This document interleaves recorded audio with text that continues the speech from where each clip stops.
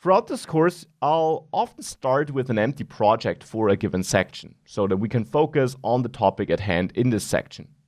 So therefore, you can simply create a new project with ng-new, as we did it a couple of lectures ago. And I'll typically start with an empty app component HTML file. If I have a different starting setup, you'll find it attached to the lecture. So I'll always ensure that this is the case.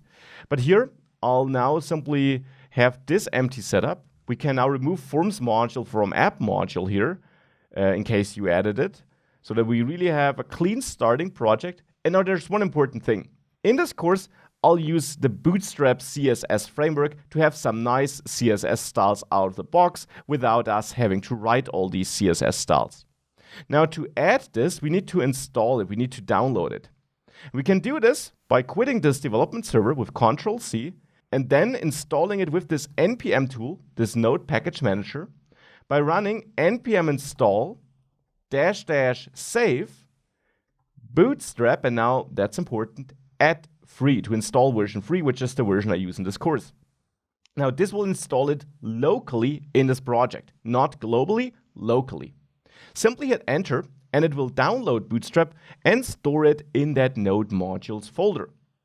Now that's one first step, but to be able to use it, we also need to make Angular aware of this styling package we want to use. And we do that in one of the config files, the most important one actually, the angular.json file. This configures the CLI project. We will not work in this project file throughout the course because the default setup is perfect and we don't need to change anything there. But one thing we do need to change right now is the styles we want to use by default. Here you got this styles array in this architect build node.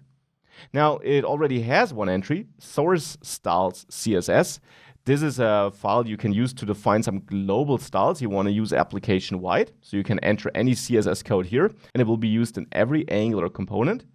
But in my case, I will add another import prior to that source styles CSS import, so that we could overwrite it within this file. And now here we need to point to node modules, so to this node modules folder we got there. And there, if you scroll down a bit, there are many dependencies because you also have dependencies of dependencies here. If you scroll down a bit, you'll see Bootstrap. And in there, you find a dist folder, a CSS folder, and there the Bootstrap CSS file, or to be precise, there also is a bootstrap.min.css file, just hidden a bit by my IDE. So we can enter node modules /bootstrap /dist/css/ bootstrap.min.css, and make sure that you got no typo in here. It's easy to miss the T or something like that. So make sure that you have a path like this. Once you added this path here, save your package.json file and rerun ngserve to load this new configuration. As I said, you don't really need to change anything else here. The default configuration should work perfectly. So once you're done, you can visit localhost 4200 and you won't see anything because I deleted all the content in the template. But if you access elements then in the developer tools, you should see that in the head section, there are two styles imports, and the first one should be Bootstrap 3.3.7.